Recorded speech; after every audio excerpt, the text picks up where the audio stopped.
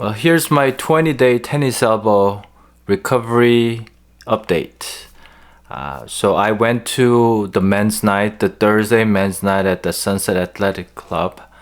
And I played just one set, and then, which was a good idea, by the way. I could have easily played one more set, but then it may have aggravated my tennis elbow more. I follow the pro Mitch is one of the pro, and he basically said, "Don't do too much." And I was like, "Oh, okay, let's just play one set and see how it felt."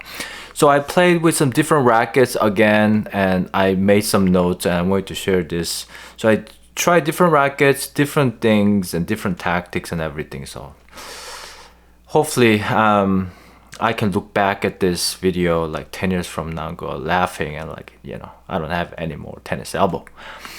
So a couple things that I noticed was that I've watched a lot of videos, a lot of YouTube videos about tennis elbow. There are very wide-ranging opinions about, like more stiffer racket with a soft string is better because it gives you more pop and blah blah. The other one is like more popular opinion is like less stiffer, so more flexible rackets are better for arm and this and that. And so I wanted to check it out myself. So I used this Pure Drive with about full bed poly at 17 gauge. I think this is down to about 44 pound-ish. And because it is such a lower tension, I thought maybe I'll give it a shot. I forget the YouTuber's name. He has like German accent. He says, like stiffer racket with the right string, with the right technique should help. And I tried it. It wasn't bad, but I could definitely feel that shock of the full bed poly. I think that's there no matter what tension there is, because there was a big difference between the hybrid setup. So hybrid setup, these strings are kind of old too, so I'm guessing it's like 45 pound range. It definitely felt a lot softer. In fact, when I was like volleying, I was like going, "Oh, it's gonna hurt," and then I volleyed and it didn't hurt as much. And so hybrid, that would be the minimum for me going forward. I don't think I will ever go back to full bed poly. It's fun to generate so much spin or whatever, but if you can't play because of the arm pain, what's the point? And I don't want to, drop my level or the what's it called, the competitive edge, which is really hard to build. It takes like months to build, sometimes years to build it. And I want to go down to, I want to go up to 4-0, let me put it that way. I want to be more competitive, right? So I am going to go hybrid for sure. I don't think I'll go full bed multi-filament because that just doesn't give me enough control, in my opinion. If you want to get control on multi-filament, you have to go on higher tension. But then what ends up happening is it feels like a board, which then becomes tennis elbow issue. So I'm gonna stay definitely below 50 pound. I made a note here. And I'm sharing with you, but I made a note so I can go back to it so I don't forget, The other thing that I tried today was using this sleeve. This, I don't know if you can see it, but it basically comes up to about mid-arm level. Oh, ice is leaking right now. Yeah, I need to get a better ice bag. But yeah, so this thing seemed to help. It's kind of interesting sensation because when there's a shock, when I hit on the frame, I could actually feel the shock on different parts of the skin almost. So my tennis elbow could be kind of all over here, yeah. But it seemed to help. It seemed to, I don't know. It felt like there's one level of protection. That's what it felt like. The other thing that I tried, so I mentioned that I did the Pure Drive, and the other thing that I tried was full bed poly but much lighter racket.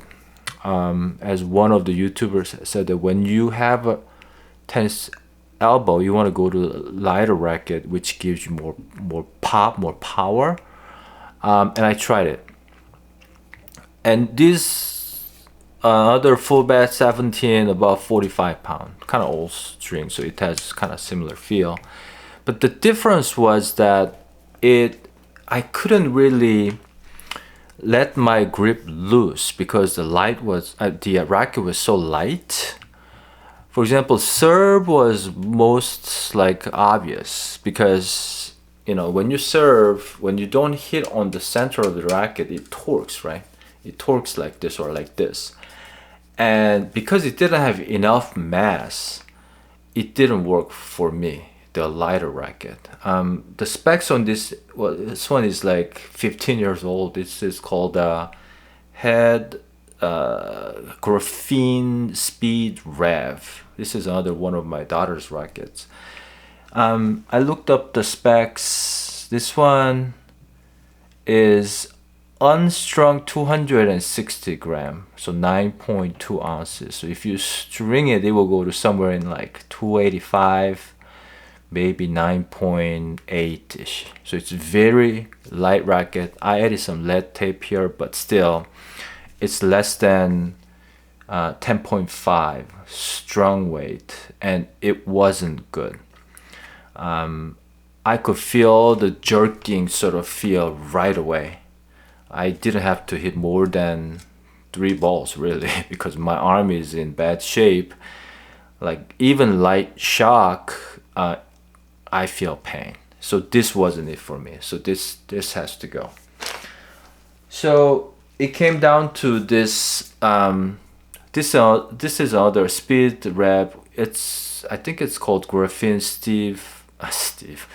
Speed Pro. This is old Djokovic's racket. First bonus point is that it has the right grip size, 4 3/8. So I could actually have a very loose grip. I can just roll my wrist, and I didn't have to hold it that tight, especially on the serve because it's 11.1 ounce unstrung. I think that might be unstrung. So 315 gram. So it may go up to about 325, maybe when it's strung like 11.5 ounce maybe. But it definitely felt like I could actually direct the ball without holding the grip too tight, because when I grip too tight and then I swing it, that's when it hurt. The other time when it hurt was when I tried to slap the ball. You know how 3-5 guys, we just use just the arm without the leg and the body. So I just try to do this, the kind of like in front of the body windshield wiper, that kind of stuff. Boom, and like, ooh, that hurt. So I had to really focus on just swing through early enough so I can, contact the ball in front of me and just do the racket, do the work for me to plow through that ball without me using the arm with a tight grip and try to push the ball. So in a way, to me, I'm thinking right now, getting this tennis elbow might make me a better player, because I had to learn the better way to hit the ball, which is hitting with a fuller swing, hitting a little bit early in front of me, and not forcing the ball, which means I'm actually going to get better depth. In fact, that did happen tonight, because I was like, because of the pain, not because I knew how to do it, because of the pain, I had to force myself to grab the handle really light. And that seemed to work. Well, the other issue was that even, shoulder was a little tight because I haven't played for a while. And I think because this is tight, the shoulder is getting tight too. So it was very uncomfortable, but I can still kind of roll in the ball, with a spin serve with this heavier racket, because I was just like, if somebody pulled this racket, it would just fall out of my hand. But I made sure to do do a fuller swing with wrist really loose. And I didn't try to hit big serve. I just try to just place the ball, which is a better strategy anyways, when you place the first serve well, I think you can hold much easier in my experience. So here are some of the things that I'm going all over the. I hope you guys can follow me here. So here are things that I did wrong. The tight grip, that's one. Too much of the arm snapping, that without you try to force the ball with a tight grip. And hitting on frame. So I tend to hit on the frame, especially on the lower side of the racket, on the forehand, because I sometimes don't bend as much, I think, or I'm letting the ball drop too much. But I ended up hitting here and making shanker winner quite often, because it becomes like a top spin floated lob, and then it goes into the court. That's my weapon, the secret weapon called the shanker lob, like this. And so, I mean, in one set, I'll probably frame hit minimum twice. That I don't know how to fix. So I need to stop doing that. And full bed poly has to go. And the tension has been too high. 20 days ago when I got the tennis elbow, my tension was about 54 with the 16 gauge, which is a problem, which is definitely a problem. And then the other thing that I did wrong was I was switching around racket too much. So I need to commit to a racket. And in fact, I need to get rid of all these rackets because they're not my grip size. I don't want to spend money it's kind of weird, this thing. I have almost 20 rackets that are not my grip size. And it feels weird to buy another $250 racket when I have this. That was my mindset. But at this point, I'm ready to let these go and get the right size grip. This could be one, but I'll be demoing some of the rackets too to make sure that I have the right grip that's going to give me the best performance, And I'm done with fiddling. I mean, I'm telling you this so I can you can be the accountability partner. It's just pathetic. It's just pathetic. Why? Why? And let's see. The 3 brackets I think that gave me the issue is the Wilson N-Tour 95, which is 25-year-old racket with a bigger grip. I was holding too tight. The other two are the Babolat Pure Drive and Aero Pro. Aero Pro was not a bad one. I mean, I could control well and everything, but I still felt that shock, that initial shock. By the way, if you want to know how to check the flex rating of the racket, all you have to do is just put your racket on a hard surface like the countertop or something like that. And if you push the neck, you can see how flexible it is. Like for example, this racket will bend quite a bit. If you put I don't have space right now, so I can't show you, but you push it. And the flex racket, you can actually push it down to the surface level. The Pure Drive and those, they don't really budge that much. You really have to press it on. You can actually break it doing that. So don't press it too hard.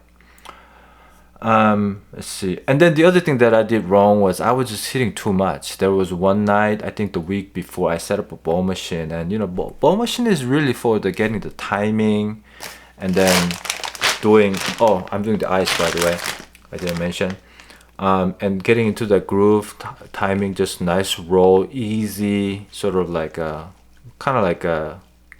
almost like brushing teeth. It shouldn't be I'm gonna slap the ball as hard as I could, hitting flat shots, kind of like a winner shot type of thing that you can't really hit during a match. I was doing that. I was so dumb. And guess what? Some of those balls were sold. It was when you hit that really old, pop, it's just it kind of shocks your body. And I did that, and I was hitting too much. I was hitting like almost every day, which was another issue.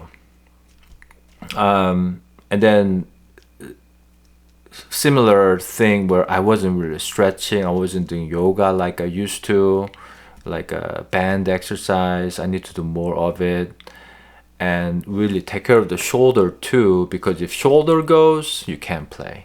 If the elbow goes, you can't play. Wrist, same thing. I think these three pieces are all connected. The fourth piece is hand, actually. Right now, I have very tightness between this finger joints, which what do you call them? The right here. They're pretty tight. And I think that's indicator of like gripping too hard, because I was gripping too hard. Basically hurt the wrist and elbow and shoulder too. So those are the things that I did wrong. By the way, I did check out the Clash 100L V3 tonight. One of our pros, Atom, had one of those, so I got to hit with it. It was a fun racket, super light. Strung weight is 10.4 and 295 gram. On the ground stroke, it didn't have issue like that, the speed rev, but on serve was definitely weaker because I was going really soft and it didn't have any plow through, so my serves were short and I didn't want to like try to hit it too hard. And the next time Atom said he will bring the regular one, which is about, I think maybe 310, maybe 315, I'm not sure, a little bit heavier one. I'll be willing to actually check out the Pro version, which is the heaviest, because I think the heavier racket in my case is better. Because I kinda can do a fuller swing and I can hit early enough, but then during a match it goes everywhere. But anyways, if those are lined up, then I prefer to have the heavier racket. And I like to like stay in the dead zone or mid court a lot. And when you're in the mid court, you get a lot of swing volleys or volleys. On the volleys, when the balls are coming really fast, having a little bit heavier racket will give you better slices, in my opinion. So you don't have to force your arm as much. So I'll be checking that out. Maybe I should do one of those like checking out video, but it's during men's night and I don't think about it, but maybe next time if I get that opportunity. And but that racket was fun. There were some shots that I hit. It was like zoom. It was like it almost hit the curtain, but I wasn't hitting that hard, but it was so much power. I could see that it made a huge loud sound too. It sounded like somebody cracked like firewood, like that. It's like it's a weird sound, but if it was really fun racket, I'm actually looking forward to checking out the Pro version or the slightly heavier version. So kind of to sum it up, I made a note for myself. I have to stick with the hybrid string setup and stay below 50 pounds for sure. And I have to practice loose grip. I just need to, like when I play, just like before I return a serve or something like that, that's like having a habit of loose grip. Or maybe I need to turn like this, or like, one of these, or even serve. I have to have a really loose grip. That's, I think, really important for me because I still feel the pain in my hand. And doing the fuller swings, less slapping, less, one of those. But I didn't have a good answer on hitting on the frame. I mean, my eyes aren't getting better, and some days I don't bend enough. But I may have to kind of work on that. Maybe I need to see the ball better and then hit the ball better. See the ball and hit the ball. Or maybe I'm jerking my head too much like this, and as I'm hitting. You know, a lot of times I do that on the backhand, you know, instead of staying with the head down. So those are my updates for you guys. And let's see. I was just thinking, why am I making video this late? The reason for that is, if I don't make it now, I will never make it. That's the problem. I have so many of these things in my head. I need to just express it. Express it. Otherwise, I will go to sleep thinking about it. So just might as well get this video out there for maybe, hopefully, some of you guys are dealing with the same issue. Hopefully, maybe you can get some tips here. What else? I concluded that this tennis elbow thing isn't gonna just go away within a couple of weeks. And like I said, I don't wanna stop playing, because if I stop playing, I'm going to lose that competitive edge, and I don't wanna lose what I built up so far. And so I decided that I'm gonna just deal with a little bit of pain, maybe do some strengthening, doing the right things with the right racket and technique, right tension and string bed.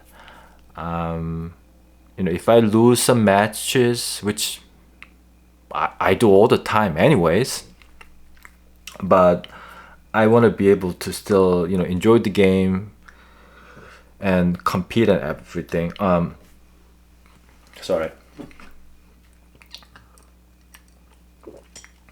So yeah, the 8.0 mixed season is coming up this fall. So I wanna play a few matches, for sure, and be able to have fun with that.